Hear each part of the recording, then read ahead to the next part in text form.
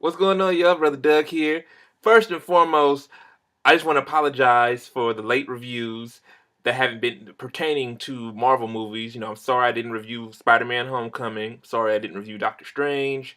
Sorry I didn't review, what else came out? Guardians of the Galaxy 2. But I've just been so busy. But I had to come through to talk about Thor, right? I mean, I reviewed the first two movies. It's only right that I conclude the trilogy with this one, right? Speaking of, I say that this movie should have been the sequel.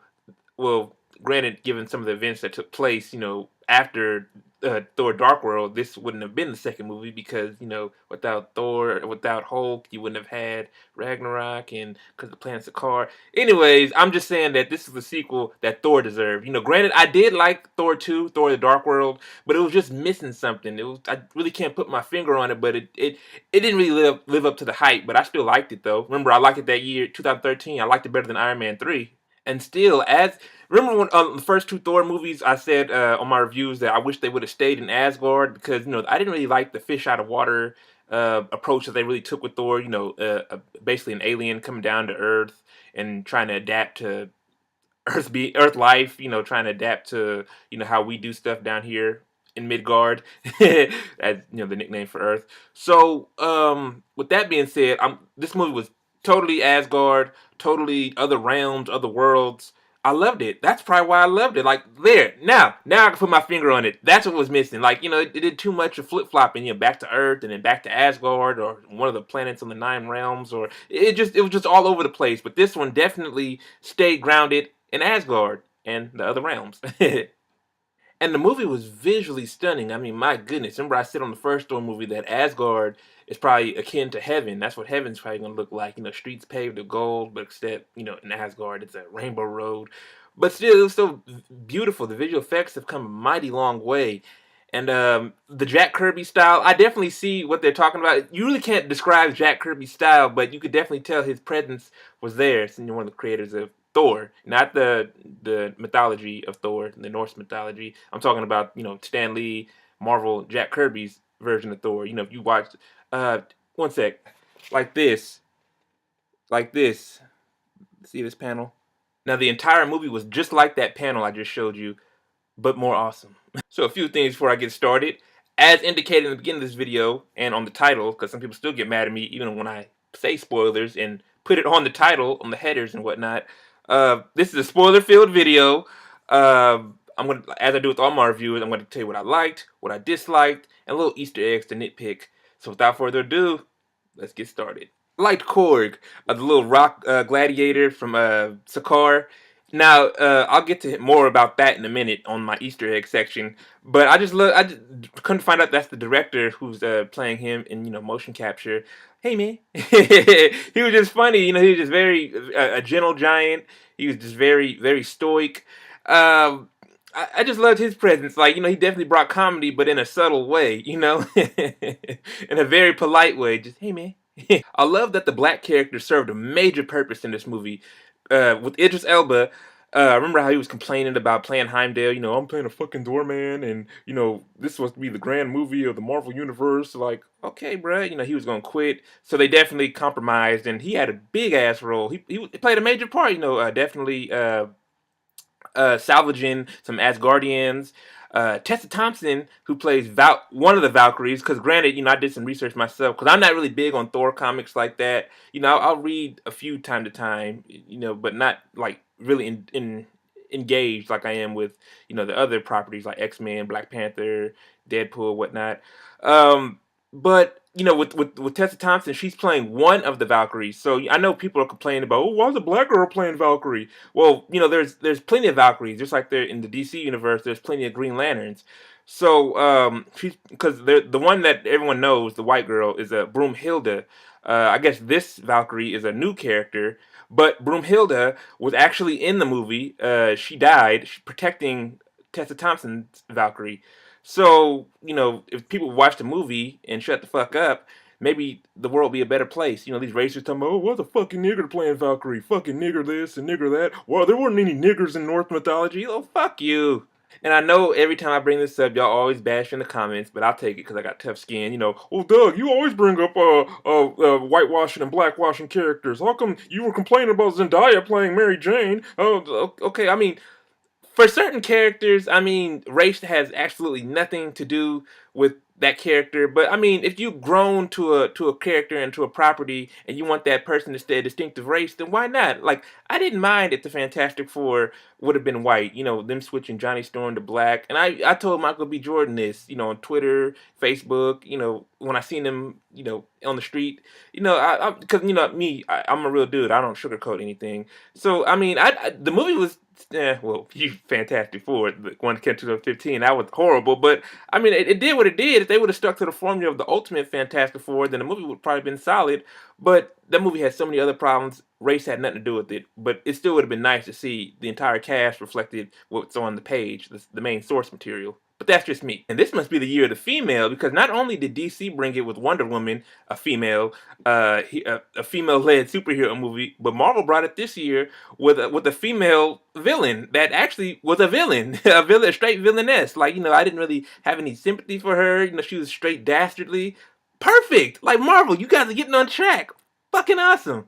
But in the comics, though, Hela is actually the daughter of Loki. But in this one, the MCU, they tried to change it around and say that she's Thor and Loki's sister. So I didn't have a problem with that. And shout out to Kate Blanchett. She's always playing those eccentric roles. And I liked Jeff Goldblum too as the Grandmaster. Granted, he's kind of in the middle. Whether he was a villain or not. I mean, he's running a fight club. I mean, you're gonna be a boss, all right? But I mean, I guess he was a villain. Imprisoning people from different planets just to fight. Yeah, I guess, but I mean, he wasn't really as dastardly as Hela was, but he was still manageable. I liked him. Had me laugh here and there. Speaking of laughter, that movie was chock full of that comedy. My favorite part was the beginning where Thor had to interrupt Sartor. I think that's his name, Sartor. Anyways, Thor was chained up and he was twirling around, and he kept interrupting Surtur because he was like, wait, hold up, wait till I come back around. Okay, now I finish. Okay, wait. Okay. I like the Point Break joke, to get the Quinjet working. Like, damn you, Stark. Point Break. Hello, Thor. And then that Matt Damon cameo. I didn't see that coming, man. Matt Damon. All right, so with the likes, there comes the dislikes. What I didn't like about this movie. Um, Speaking of the other villains, I didn't really like how they made the Executioner very sympathetic. Like, granted, you felt bad for him, when he was gonna kill that lady in the crowd, to appease Hela. So he was like, yeah, I mean, you could just tell that he didn't want to do it, but he had to prove a point to his new boss. But with that being said, it was like, one, Enchantress is really his boss, if I remember correctly, and two, Executioner, he's like a mindless henchman, really. He's like basically the muscle man. But on this one, they made him sort of a low key side B hero. I love these so much on movies, whether it's Marvel, Disney, DC, any movie. I love after credit scenes, but it seems like Marvel's not even trying anymore.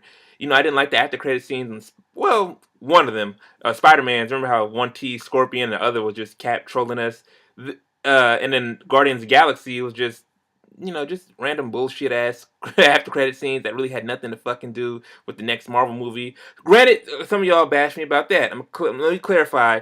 Um, as long as one after credit scene teases the next Marvel movie, definitely some of the after credit scenes should be pertaining to that said movie. But with Thor's after credit scenes, the first one, it teased Avengers. Everybody knows whose ship that is. Thanos is. But it just ended there. Like, they were looking up. Loki and Thor were looking out the window, and then Thanos' ship comes up, and then it just fades out. Like, oh wow, no tease, no showing us get the Infinity Gauntlet, or I mean, come on. And then the second one was, Grandmaster just talking shit, and that was it.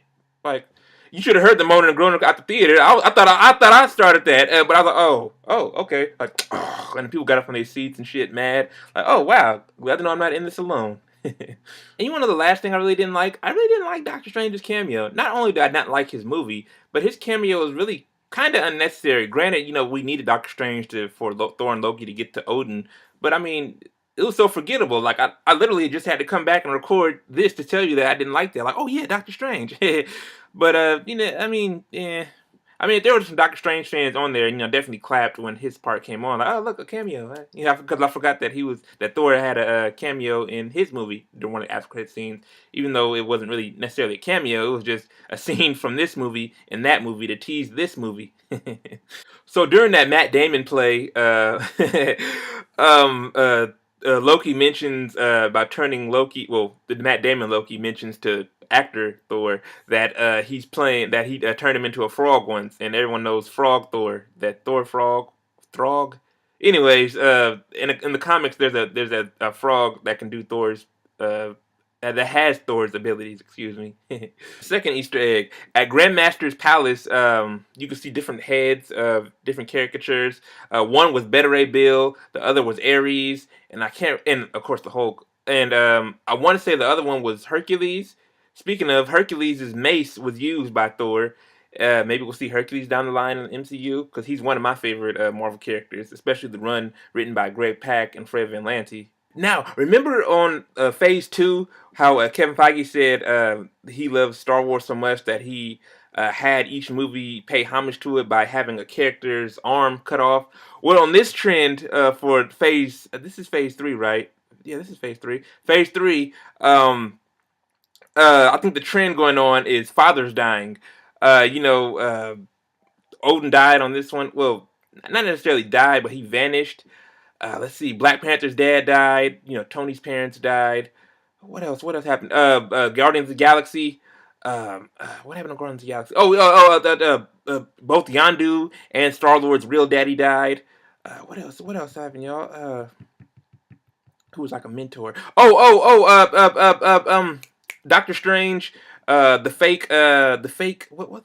See, that's how I forgot. That's how forgettable Doctor Strange was. I can't even think of the bitch name. Tilda Swinton's character. Uh, the that her character died. She was the mentor. Um, what else? What else? What else? What else, y'all? I'm trying to think of other stuff that happened. But anyways, you get the gist of what I'm saying, right? That each movie had a fatherly or parental figure die, just as Luke Skywalker had his daddy die. Darth Vader died. He had Obi-Wan die, and then Yoda die in the third movie. Well, Obi-Wan died in the first Star Wars movie, but you know what I mean. All right, so now that Asgard is destroyed, they're definitely bringing all the Asgardians to Earth, and they're probably going to rebuild Asgard, just like in the comics. I remember that on the Fear Itself arc, they rebuild, and the Thor comics written by J. Michael Straczynski. That was one of the Thor books I read, where they rebuild Asgard on Earth. So with all that being said, I give Thor 4 out of 5. So did y'all see the movie? Let me know in the comments below. Make sure you like the video, share the video, subscribe, follow me on Facebook and Twitter and Instagram, and like always, deuces.